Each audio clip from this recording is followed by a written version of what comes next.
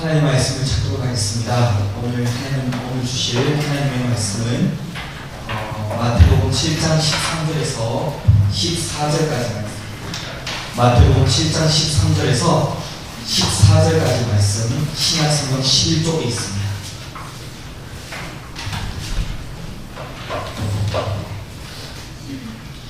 마태복음 7장 13절에서 14절까지 말씀 함께 합독하겠습니다. 함께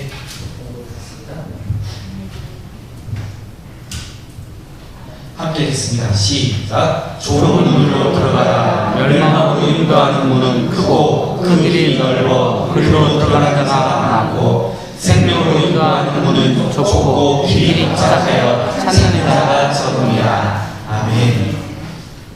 오늘은 갈림길이라는 제목으로 하나님의 말씀을 증거하도록 하겠습니다.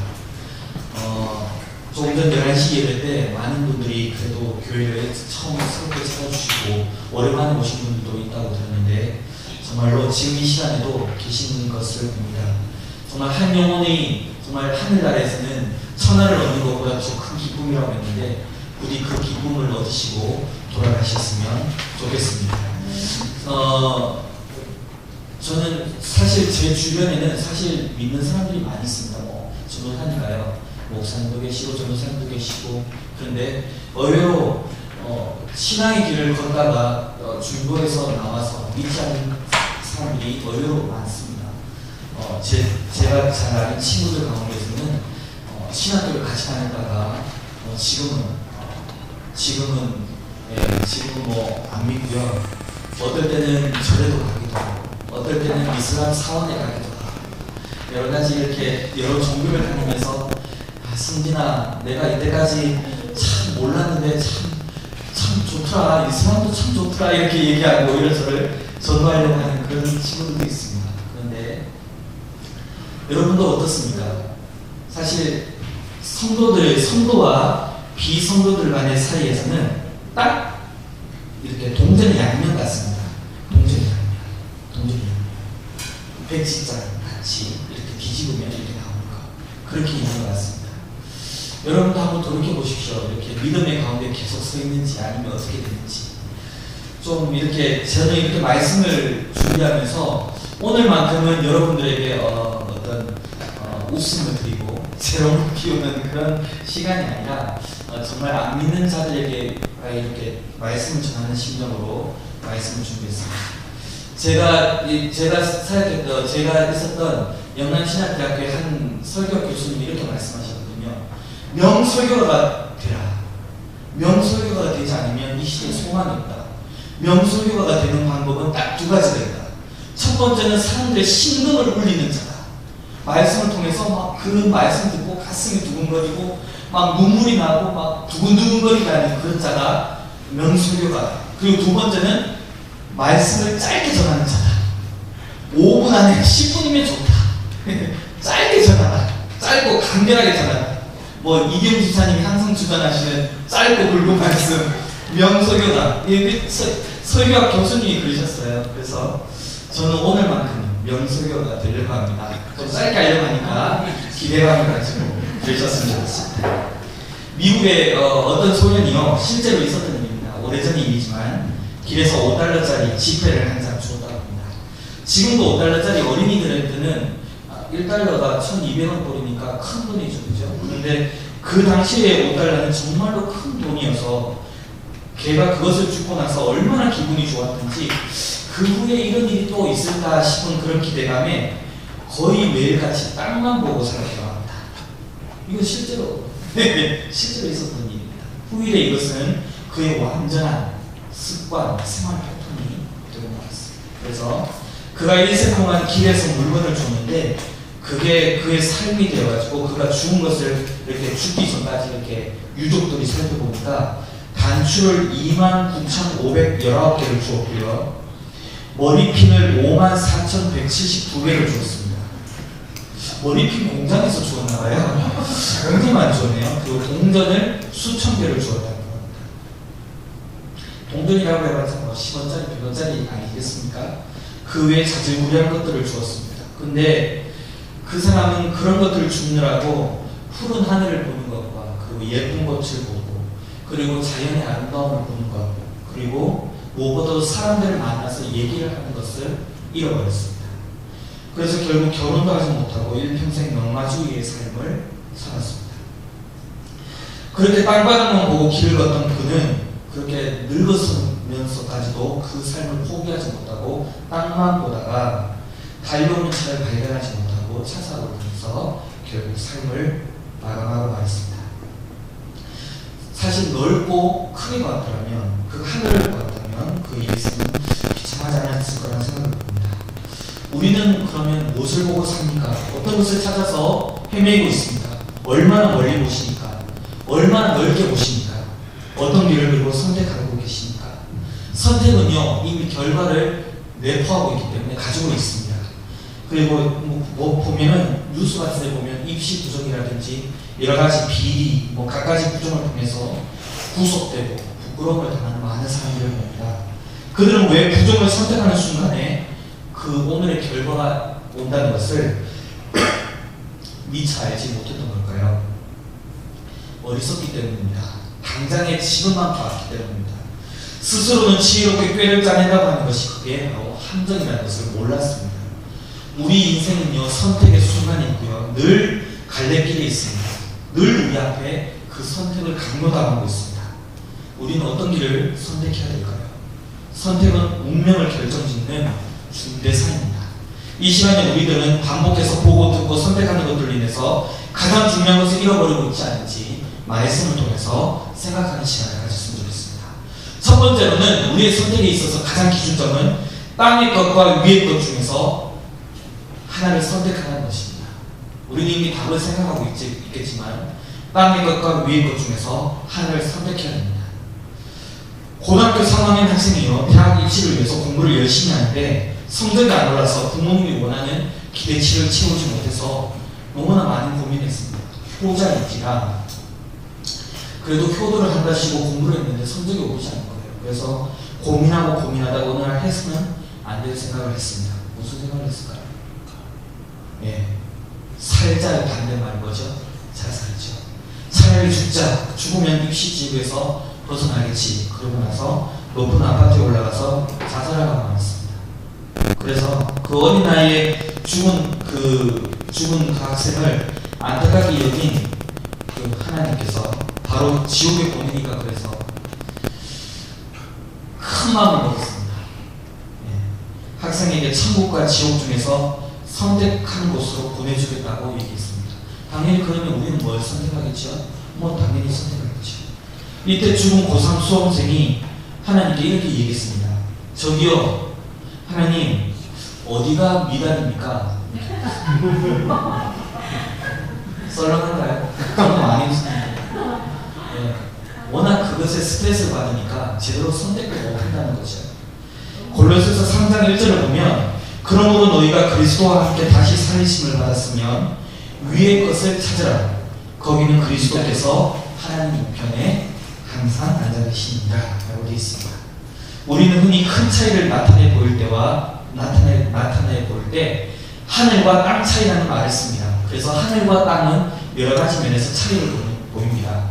하늘에 있는 것과 땅에 있는 것은 그것이 동물이든 날아다니는 비행기든 차이가 있습니다. 근데 잘 생각해 보세요. 땅에 있는 존재는요, 앞으로 전진하기도 하지만 어떨 땐 뒤로도 가기도 합니다. 뒤로 물러서기도 합니다. 사람이 앞으로 갔다가 뒤로 가기도 하고요. 동물들도 전진하기도 하지만 뒤로 물러나기도 합니다. 차들도 앞으로 가기도 하지만 때로는 뒤로 후진도 하기도 하죠. 그렇죠? 그런데 공중의 것은 어떻습니까? 공중의 것. 새들을 보십시오. 물러섬이 없습니다. 우리는 새가 뒤로 날아가는 것을 본 적이 없습니다. 혹시 뒤로 날아가는 것이 보셨습니까? 그러면 좀 사진 좀 찍어서 보내주세요. 날개짓을 하면서 바로 앞으로만 갑니다. 비행기는 또 앞으로만 가죠. 땅에 뒤로 날아갈 수가 없습니다. 무엇을 뜻합니까? 땅에 있는 것은 전진하는 것이 있으면 후퇴하는 것이 있습니다. 즉 과학과 문명이 발달하자 바로 윤리와 도덕이 땅바닥에 떨어졌습니다. 그죠? 인간 삶을 편리하게 하는 교통과 문화와 정보의 통신이 빨라지자 사람은 무엇을 잃어버렸습니까? 인내심을 잃어버렸습니다. 요즘 버스나 지하철 다 보십시오. 나이를 드신 분이든 안 드신 분이든 다 뭘 들고 있습니까? 스마트폰을 들고 있습니다.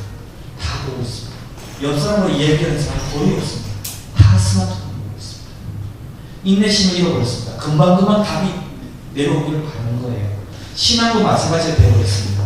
신앙의 지식은 과거보다 많이 가졌을지 모르지만 신앙의 내용을 잃어버렸습니다. 그래서 요즘 들어서 기독교가 욕을 많이 얻어먹고 있지요. 인간은 하나를 얻었으면 반드시 하나를 잃게 되어 있습니다.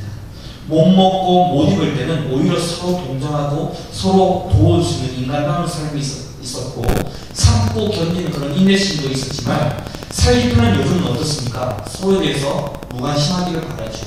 교회에 와서도 그렇습니다. 처음 오신 분들도 어떤 분들은 나한테 관심을 좀 가지시기를 원하지만 거의 대부분 처음 오신 분들은 굉장히 다가서 얘기하기를 좀 껄끄러워합니다. 어색해요. 인내심이 없어져 버렸습니다. 살기 편한 요즘은 서로에 대해서 무관심하고 전화를 길게 한다고 예전에 뉴스 같은 거 보면 전화 길게 한다고 찔러 죽이는다고 그러지 않습니다. 층간소음이라는 문제도 굉장히 크죠. 인내심이 없어져 버렸습니다. 세상은 부수적인 것을 얻었을지 모르지만 가장 중요했던 것들을 점점 잃어져 가고만 있습니다. 그렇지만 생각해 보십시오. 하늘은 전진만 있습니다. 앞으로만 나아갈 수 있습니다. 즉 위를 바라보는 사람은 나이 들어서 병들고 힘이 없어진다고 할지라도 겉사람이 계속 늙어간다고 할지라도 속사람은 날로 새로워집니다. 늙고 병들어 죽어가는 것도 반대로 생각해보면 성도들에게는 천국을 향한 힘찬 전진이 됩니다. 그렇지 않습니까? 완전히 끝이 아니라는 거죠. 완전히 끝이 아니라는 거죠. 우리가 늙고 힘이 들고 죽고 또 돈이 없어진다고 할지라도 결과적으로 우리가 이런 인생길을 가면은 어떤 사람들에게는 그 죽음이 완전히 끝이지만 우리는 믿음을 가진 자로서 끝이 아니라는 겁니다. 천국을 향한 힘찬 전진이라는 것이죠. 그렇기 때문에 위의 것을 가지십시오. 위의 것을 취하십시오. 위의 것에 집중하십시오. 땅을 보고 제자리만 맴돌지 마시고 정말 이제는 좀 더 위의 것에 집중하시는 그런 성도가 되시기를 바랍니다. 두 번째는요, 넓은 길과 좁은 길 중에서 하나를 선택하시라는 겁니다. 넓은 길과 좁은 길. 성경을 보시면 마태복음 오늘 말씀이 이렇게 되어 있죠. 좁은 문으로 들어가라. 아예 명령하고 있지 않습니까? 좁은 문으로 제발 들어가. 멸망으로 인도하는 문은 정말 그 길이 크고 넓어서 그리로 들어가는 자가 많으니까 제발 좁은 길로 들어가라. 이렇게 제발 사정하고 있습니다. 성경 말씀을 보면요, 명령을 하면서 사정하고 있어요. 제발 좁은 길로 들어가라. 많은 사람들이 가는 그 길로 가지 말고 좁은 길로 들어가라. 이렇게 부탁합니다. 인간에게는요, 해야 할 일이 있고 하고 싶은 일이 있습니다. 스스로를 위해서, 가정을 위해서, 모두를 위해서 해야 할 일이 있습니다.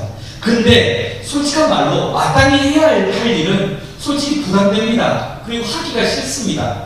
모두를 위해서 하지 말아야 할 일은 반대로 굉장히 관심이 가 있고요. 굉장히 뭔가 묘하게 끌리는 것은 왠지 그것은 조금 그렇습니다. 왠지 모두를 위해서 하지 말아야 할 일이 그렇습니다. 사람 마음이 참 간사합니다. 묘합니다. 꼭 해야 될 일을 잘 안 하려고 하고요. 하지 말 일을 좀 더 합니다. 그래서 세상에는 범죄가 끊이지 않지요. 그죠? 그래서 많은 사람들은 좁은 길보다는 넓은 길을 따라가고요. 또 많은 사람들이 또 몰려가니까 또 그들 따라서 또 많은 사람들이 갑니다. 악순환이 펼쳐지고 있습니다. 그러나 그들이 걸어갔던 길은 오늘 말씀을 비춰보면 멸망길이라는 겁니다. 반면에 좁은 길은 걷기가 힘들고요. 같이 걸어가는 사람도 거의 없습니다. 주변을 불러봐도 거의 없습니다. 어떨 때 혼자만 걸어가야 될 때도 있습니다. 그리고 좁은 문은 들어가기가 어렵다고 했습니다. 굉장히 들어가기가 어렵다고 했습니다.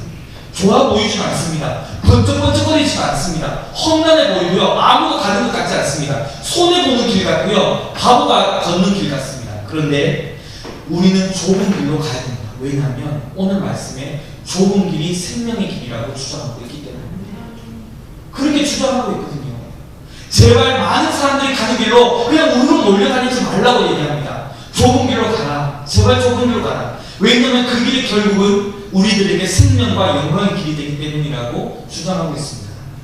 여러분, 실제로 스위스의 한 노인이 과학자이기도 했지만 이 노인이 80세 생일을 맞이해서 자기가 살아온 인생의 시간들을 한번 계산해 봤습니다. 스위스가 시계를 잘 만들지 않습니까? 명품 시계. 1억도 넘는 시계로 많이 만드는데요. 어찌됐든 시계를 만드는 국민답게 이렇게 계산해 봤습니다. 그러니까 어떤 답이 나왔냐면 자신의 마음속에 80년 생애 중에서 잠을 26년을 잤답니다. 26년. 예. 그리고 21년간 노동을 했고요. 일을 했습니다. 직장에 갔고요. 그리고 6년 동안 밥을 먹었습니다. 꽤 많죠. 6년 동안. 그리고 남이 약속을 지키지 않아서 그냥 생각 없이 기다린 시간이 5년이나 됐답니다. 5년. 우리가 생각해봐도 꽤 많습니다. 남이 아무리 시간을 그냥 기다린 시간. 그리고 불안스럽게 혼자 보낸 시간. 불안에 떨면서 혼자서 있던 시간이 또 5년이었고, 세수하면서 면도하는데도 228일이나 걸렸습니다. 세수하면서 면도하는데. 그리고 아이들과 노는 데는 딸랑 26일밖에 걸리지 않았습니다. 80년 한평생. 손주들, 자식들과. 그리고 넥타이 매는 데는 18일이나 걸렸다고 합니다. 18일. 그리고 담뱃불을 붙이는데 12일이 걸렸다고 합니다. 12일. 담뱃불을 잠깐만 붙이는데 그걸 계산해 보니까 12일이 걸렸다고 합니다. 80년의 생애 중에서 결정적으로 마음속에 행복하다라고 느꼈던 시간이 계산해 보니까 46시간밖에 되지 않아요. 예, 이틀도 되지 않았죠. 이틀도 되지 않은 시간 동안 정말 행복하다. 여러분, 좀 이것은 좀 과장이 들어갈 수도 있겠고 또 한 사람의 인생일 수도 있겠지만, 우리 대략적인 인생을 되돌이켜보면, 믿지 않는 사람들 보면 대략적으로 비슷할 수도 있다고 생각합니다. 넓은 길로 걸어간 사람의 인생 결산표입니다.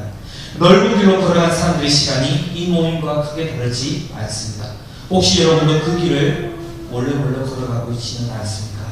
이렇게 안타까운 삶을 여러분 자신이 또한 걸어가고 있는 것은 아닌지 돌아보셨으면 좋겠습니다. 부탁드립니다. 좋은 길로만 걸어가십시오. 넓은 길로는 눈도 쳐다보지 마십시오. 여러분과 사랑하는 사람들만이라도 생명을 얻어야 되기 때문입니다. 여러분이 사랑하는 사람들을 위해서, 여러분이 목숨을 바쳐서 지켜야 될 사람들에 대해서 그들을 위해서 좋은 길을 바라보시기 바랍니다. 마지막으로 세 번째는 선택해야 된다면 한 가지만 선택해야 된다면 예수님을 선택하시기 바랍니다. 한 가지만 선택해야 됩니다. 이 세상에서 남은 것이 딱 한 가지밖에 없다면 여러분의 삶에서 가장 우선순위는 예수님을 선택하시기 바랍니다. 히브리서 12장 2절에 보면 믿음의 주요 또 온전하게 하신 이 예수님만 바라보자 라고 되어 있습니다. 예수 그리스도가 사랑으로 세상에 소망을 주었다면 20세기 초에 나타난 공산주의 이론의 창시자인 칼 막스는 그의 이론으로 정말 많은 사람들을 사로잡았습니다. 어떤 이는 예수님만 바라보고 쫓아갔고요. 또 어떤 이는 칼 막스의 그 이론에 빠져서 그 길로 쫓아갔습니다. 예수님과 180도 반대편에 서 있는 칼 막스를 비교해 볼까요? 첫 번째, 모두 유대 신앙에서 태어났습니다. 예수님의 가정은 하나님을 두려워하는 경건한 가정이요, 그리고 칼 막스의 가정에는 악비가 있었습니다. 두 번째로는 유년기부터 신앙 교육을 받았습니다. 예수님은 가정과 회당과 성전에서 끊임없이 교육을 받았고, 칼 막스는 루터교 교부학교에서 받았었고, 15세 때 요한복음 15장을 바탕으로 글까지 지은 아주 멋진 그런 장래가 촉망스러운 신학도였습니다. 그리고 세 번째로는 나라 없는 소름을 겪었습니다. 예수님은 자기 백성으로부터 배척까지 당했고요. 칼 막스는 독일, 불란서, 벨기에, 영국으로부터 배척을 받았습니다. 그리고 네 번째로는 공통점은 헌신적인 제자를 가지고 있었습니다. 예수님은 12제자를 데리고 있었고, 칼 막스의 수제자는 엥겔스라는 사람이었습니다. 다섯 번째는 가난한 자들을 동정하면서 그들을 이용함을 저주하였습니다. 그리고 여섯 번째 공통점은 혁명적으로 새로운 사상을 전했습니다. 예수님은 주의 자녀들에게 평화와 사랑의 나라가 임함을 가르쳤지만, 칼 막스는 땅 없는 가난한 자들로 하여금 기득권자들, 유신계급을 전복하고 그들을 멸하고 평등한 세상을 이룰 수 있도록 선동했습니다.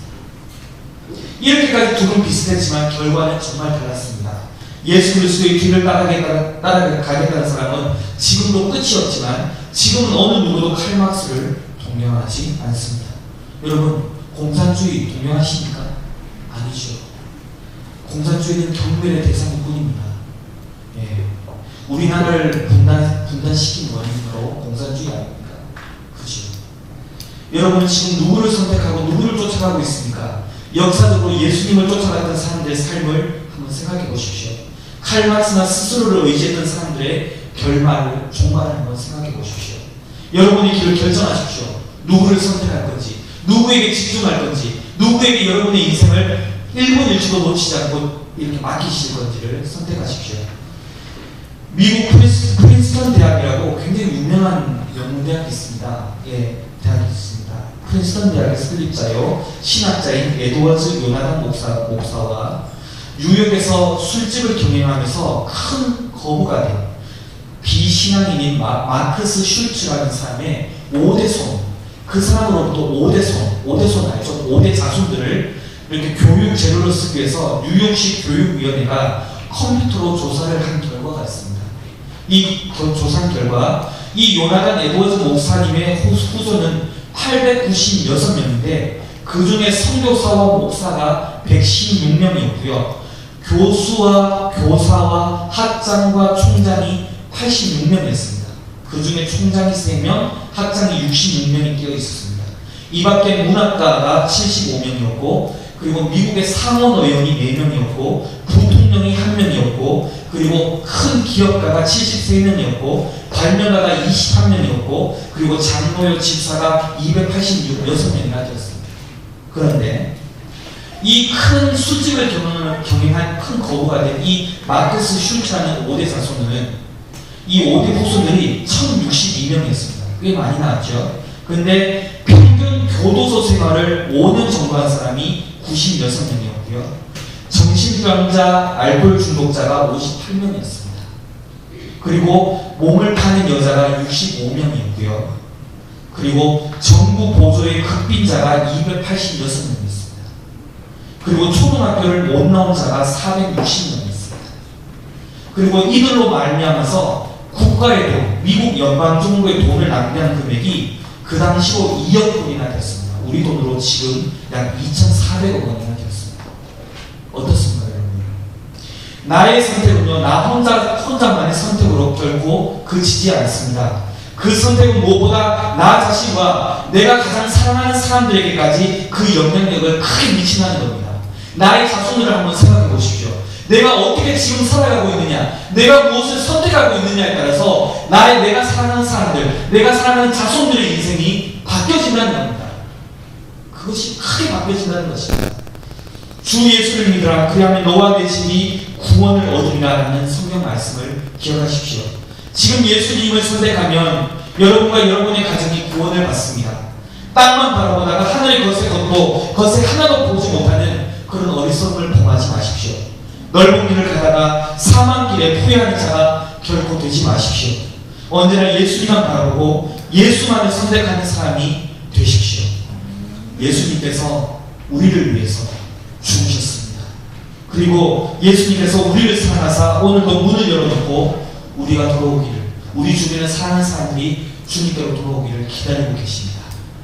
잘 선택하여서 정말 주님의 큰 축복받는 그런 놀라운 인생이 되기를 간절히 소망합니다. 기도하겠습니다.